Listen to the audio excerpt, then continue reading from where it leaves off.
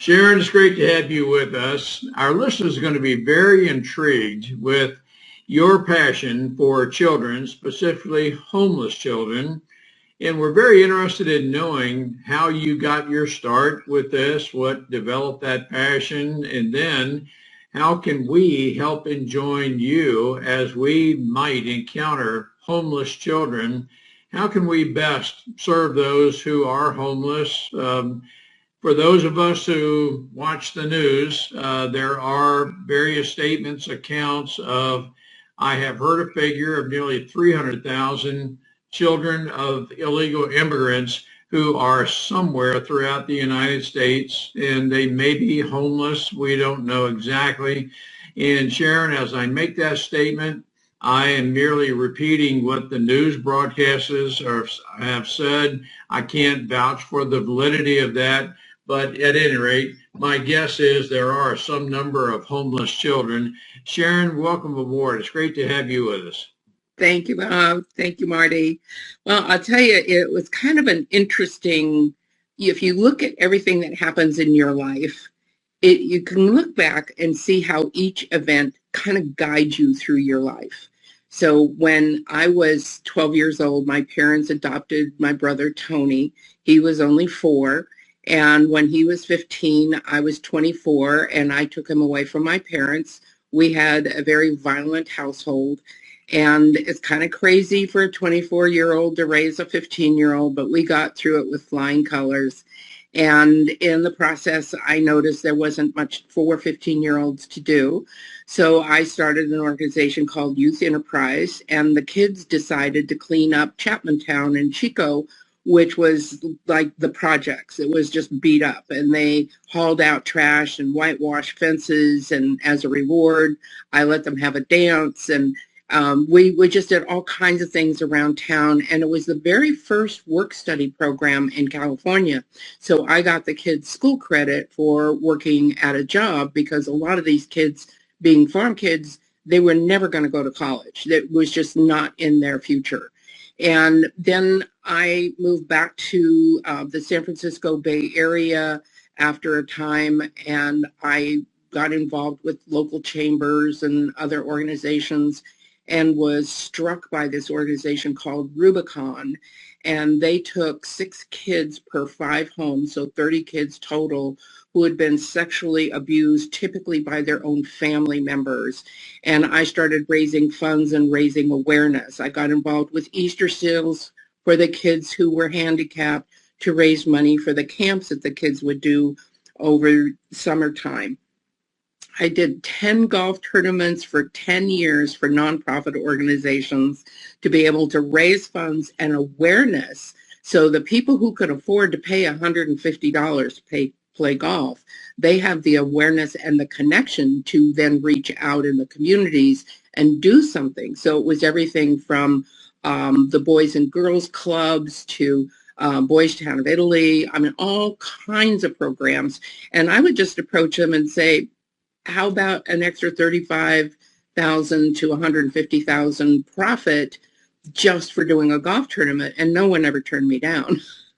So I was able to create this in a way that it raised community awareness, and I love doing that. So in 2000, my brother and I were sitting there. He ended up with colon cancer in 1998, and I asked him to come out to California. He was given 6 months to live, and 2 years later, we were sitting there having Christmas dinner, and he says, we have to do something to help kids that are living on the streets who don't have a sister like you. And I was like, oh my God.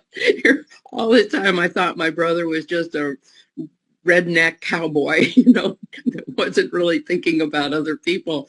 But he had these amazing concepts. So he asked if we could do a school and to have it in Belize. He believes that Belize was the last spiritual sanction on earth. It wasn't tainted by the negativity like the people who go to Sedona, Arizona.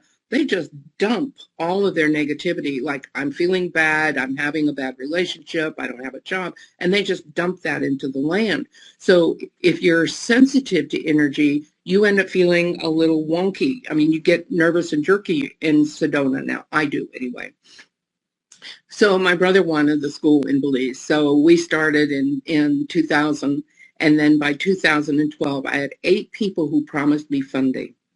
And each one fell apart. And the last one was heartbreaking because he said, sell my business, sell my house, sell my car.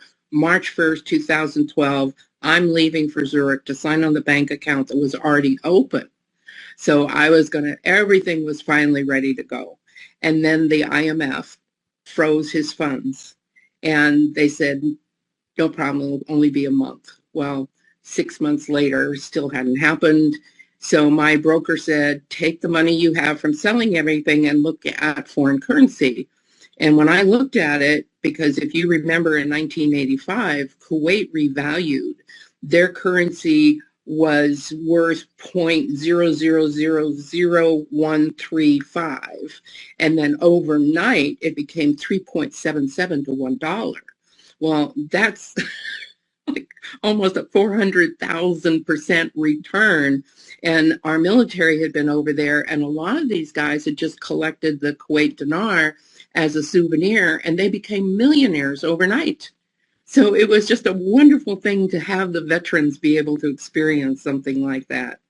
So then I looked at, and it's Vietnamese dong, the Iraqi dinar, and the Zimbabwe zim. And there's economic reasons why all of these currencies are going to be revaluating, mostly because of the activity that China's done to support these countries. So a year ago, August, Iraq was allowed back into the World Trade Organization.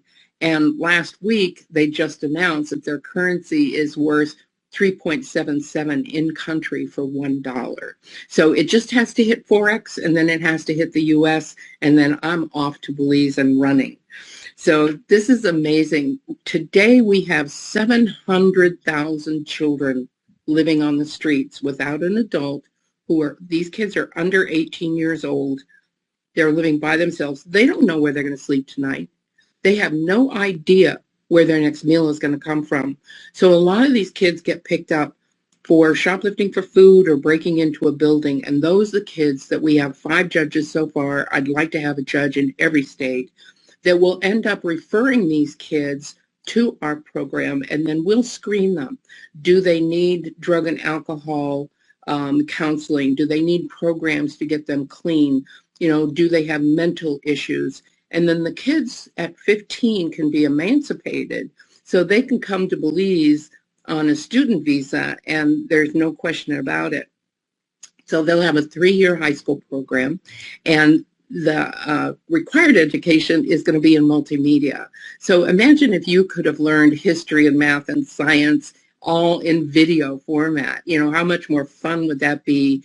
And we know that the kids will retain it much longer. But the real wonderful part about this program, there's 22 divisions, from manufacturing to hotels to just everything. Will be a self-sustaining village in 3 to 5 years. And the kids will work in every one of the divisions. So they're going to learn construction, all the home ecs. They're going to learn every sports there is. They're going to learn how to work in hotels, how to work with livestock, with agriculture. So by the time these kids are 18, they're going to know what they like. They're going to know what they're really passionate about. So there's, in the US, our kids end up going to school on the average for 6 to 7 years because they keep changing majors. And even after that, most of the kids never use their major for their employment. So they're not finding something that's fulfilling. And I think we miss out on a lot of education values.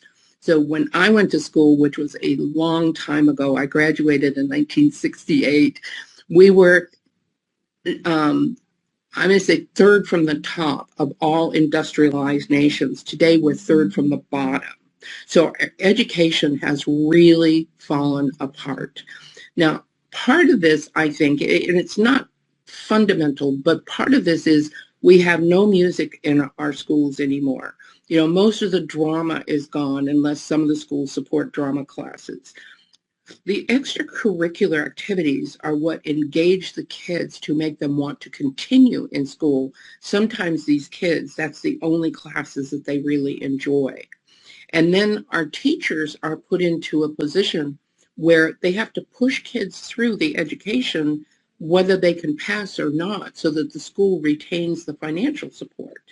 So we have kids, like I worked with a couple of companies in the San Francisco Bay Area, and they had to set up a GED course on campus at their properties so that the kids could actually write and read. Now, literally graduate high school, they couldn't fill out a job application. So Now, we have real problems here.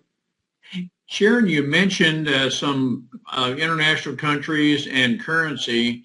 Is a lot of your funding, or are a lot of the homeless children in these international countries as opposed to being in the United States? All of the kids that we'll take are in the United States. So the school will be funded 100% by the currency. So I will never have to do fundraising. Belize is the first campus.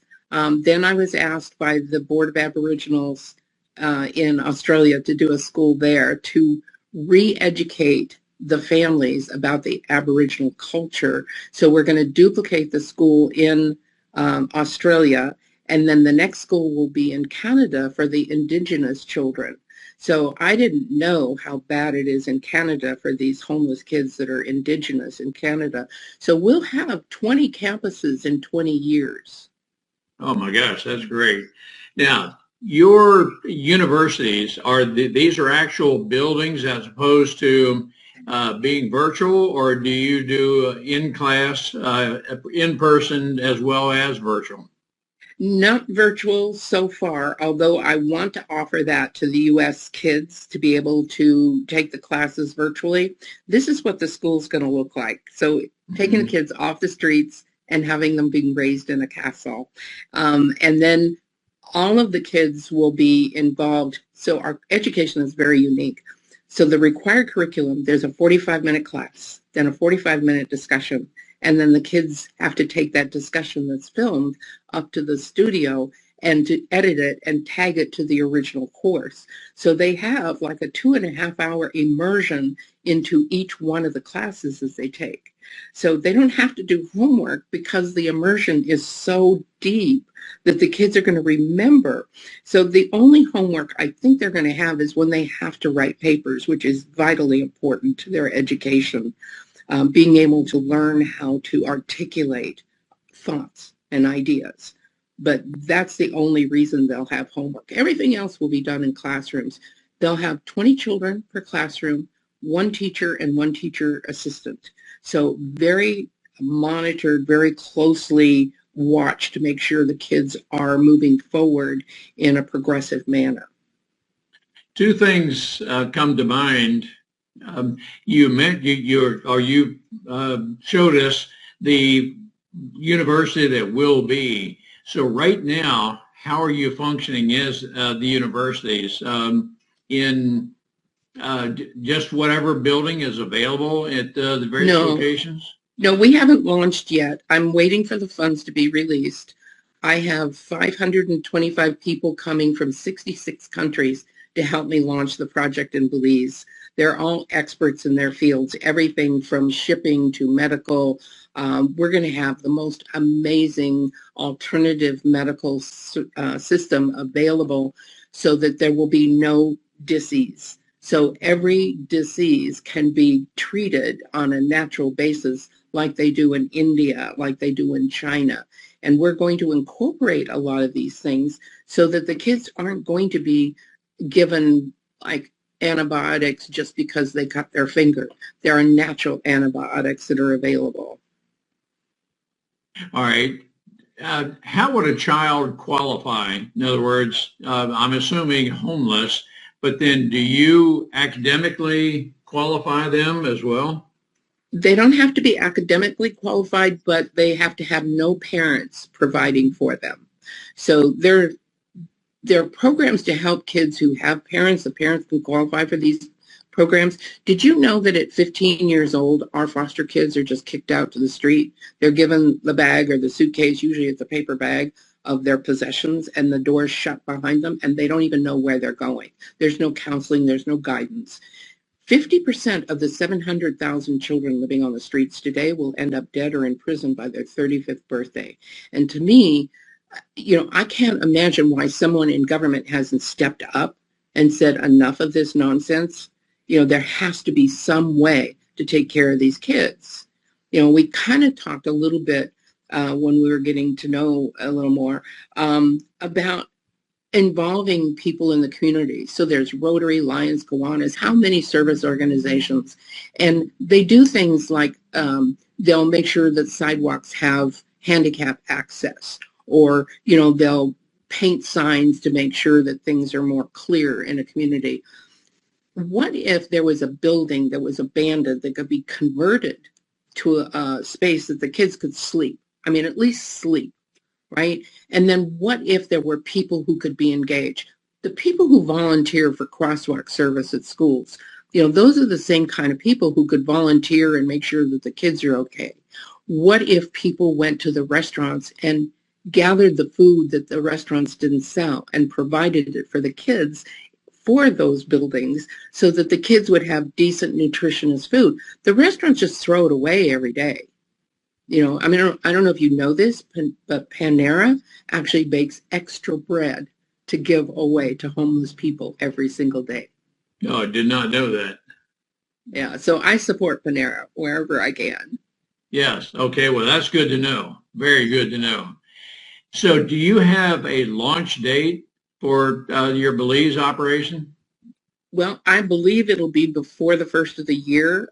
We are just waiting for Iraq to be able to have their currency hit Forex. Once that happens, then it's a go. And I've got everybody. You would not believe how amazing these people are. One person's been with me for 10 years waiting for this to happen. The majority of the people between a year and 3 years. And they just go on with their life just like they always had. And then once I have the funds, they drop everything. The people in India, it takes them 30 days to get a visa to travel. And then other people can come within a week or 2 weeks. So we have this whole cycle. I even have a travel division within the organization that will arrange when people show up and then, what their families. We have 300 children coming with the employees. Wow. You made a statement earlier, and I was totally unaware of this, that many foster children in the United States or maybe worldwide are released to the public to live on your own at age 15? Exactly. Now, who in their right mind would think a 15-year-old could provide for themselves?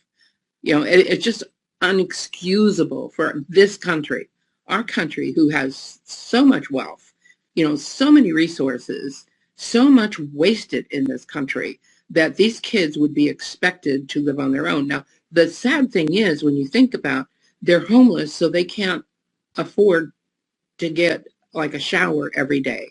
They can't have decent clothes to go show up for a job interview.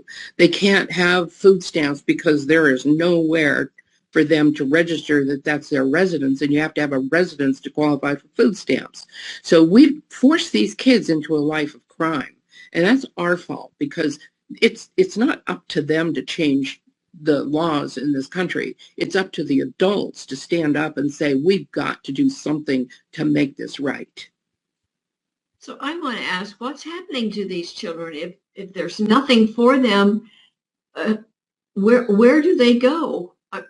Is America's not taking care of them? No, you'll see them. When you drive around next time, I want you the rapid access syndrome, like once you buy a blue car, all of a sudden you see lots of blue cars. So RIS, you're going to know now when you drive around and you're going to see a group of kids, and a couple might be in pajama bottoms, and they might have those rubber thongs for shoes, and you can kind of tell they're unkept. Maybe their hair isn't combed. Their clothes are kind of crooked, wonky, whatever. You'll see. And those kids are homeless. So they're just out on the streets trying to figure out where they're going to sleep tonight.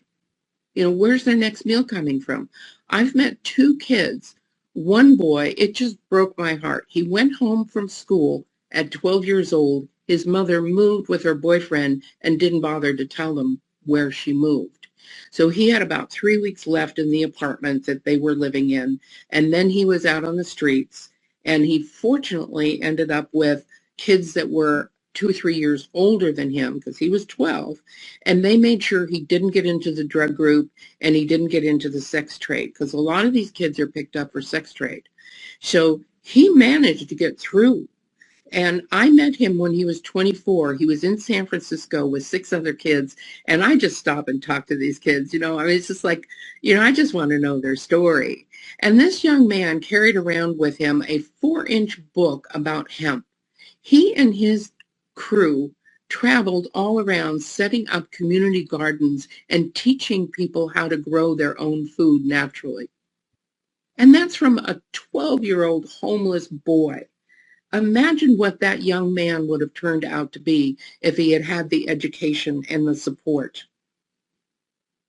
As we are aware of the homeless children as you are just describing, are you aware of any illegalities in those who are compassionate for taking them into their home?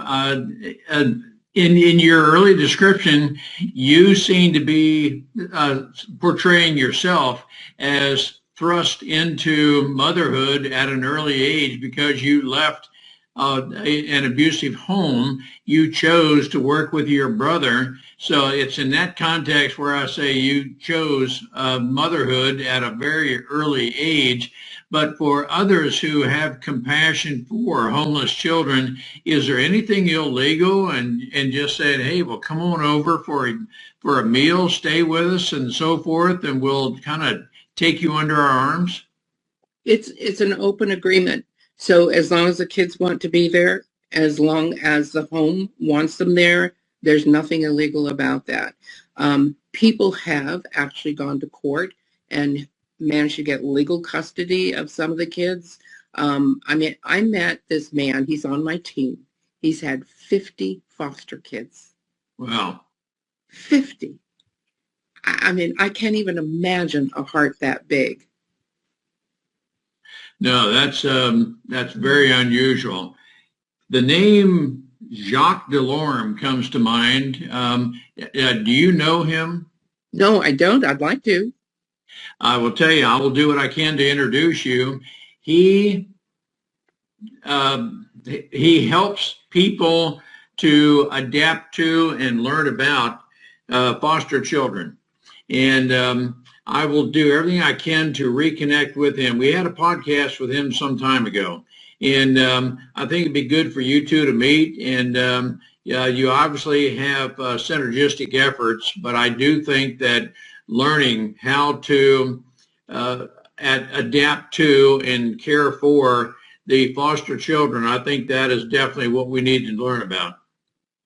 Thank you. I really believe that most people are so wrapped up in their lives that they don't even know this problem exists. And then once they do find out, I think that they will be in action. I'd love to have people go out in communities. Firemen typically work 4 days on, 4 days off. So they have time and they have other interests. And they're the kind of people who have the energy and enthusiasm to maybe work on programs like this. Policemen, they spend maybe 40, 60 hours a week working, but they never stop. When they're awake, they're usually involved in their community doing something, going into the schools and speaking to try to make sure kids understand policemen are there to help. There's so many different professionals. Ministers who have youth outreach programs could expand that youth outreach program.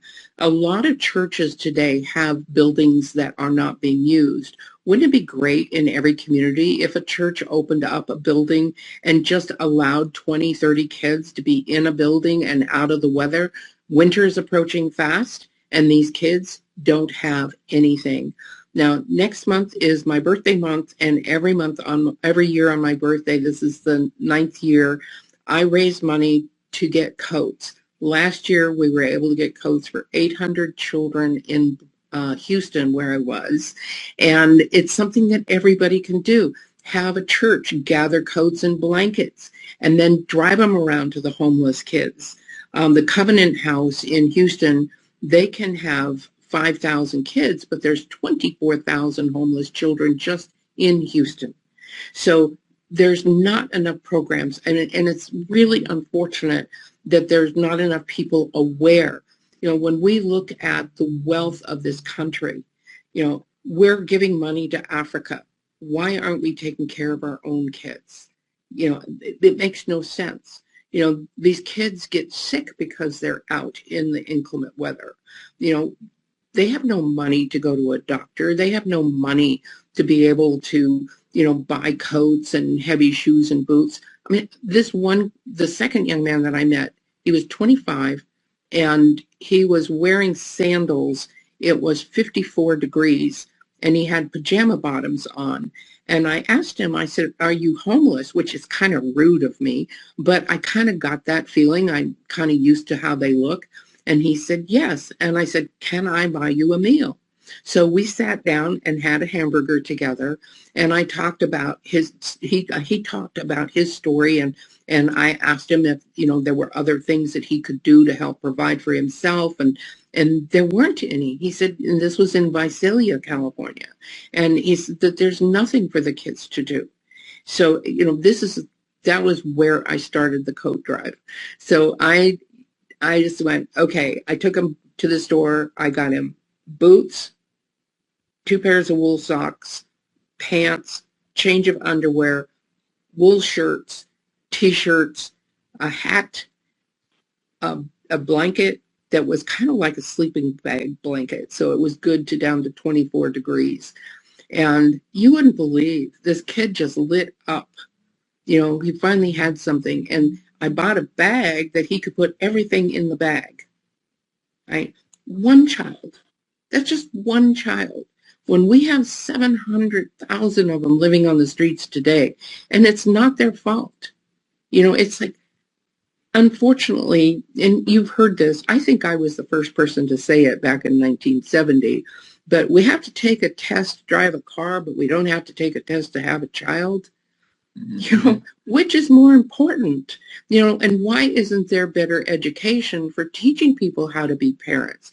If you had a home like I came from, where there was so much violence, there was no love or nurturing, and the kids were made to work. We used to cry when my dad had a day off because that meant from sunrise to sundown, we had to work the entire day. And so it was kind of unfair. We didn't really get a childhood, but that made me so sensitive. So that was perfect for me because it made me aware. But most people who have happy childhoods, they can't imagine what a child has to go through. I understand that. Sharon, for our listeners who want to join you, learn more about, maybe financially support you and so forth, how could they contact you? And you are all about Ultimate Business University, but how can a person best contact you? The best is through the website. I'm also on Facebook, ultimatebusinessuniv.com, B as in Victor.com. That's for the website. My phone number is everywhere on the site, and I'm available on Facebook, LinkedIn. I meet so many people on LinkedIn that are really encouraged to do something in their own communities because they had no idea this problem existed. No, I will tell you that it's very likely, and human trafficking is one of those things that exists all around us. We're just not totally aware of it. Similarly, homelessness, until we choose to get involved, that's just my perception, these homeless children are going to exist all around us until we choose to become involved, have a passion in. That's just my perception of how things could be. Absolutely. Once you're aware, and then you start talking to people, like you go to church and you get people in the church to be involved. People love helping each other. They really do. And I've found so many great communities that, people just step up when there's an issue. And that's what I want to encourage people to do. To me, I've never been a person who could just go home, put my feet up and watch TV. I mean, I don't know why, but it's just not my style. And so I always had to be involved in something. I look around and it's like, if I can change this or do that and make the world a better place, then that's my responsibility. It's up to me to make those changes. No, and I appreciate your outreach. On behalf of our listeners, Sharon, I want to thank you for your passion for reaching children. And we know that many times, whatever happens in our childhood, good or bad, frequently carries over into our adulthood. And I would hope that we would want to engage with and be actively involved in those who are homeless at the moment. The best is yet to come. And while our past might help inspire our future, it doesn't necessarily define us except by our choice. And that is what I'm referring to now is the past and those abuses, whatever has happened in the past. Yep, that will be there, but that may inspire us, as it has with you, to impact and drive your passion for the future. Sharon, thank you so much for everything you do and the inspiration that you are to and the hope for children and the future they could have because you have chosen to become involved. You're welcome, Marty and Rob. Thank you so much. Thank you.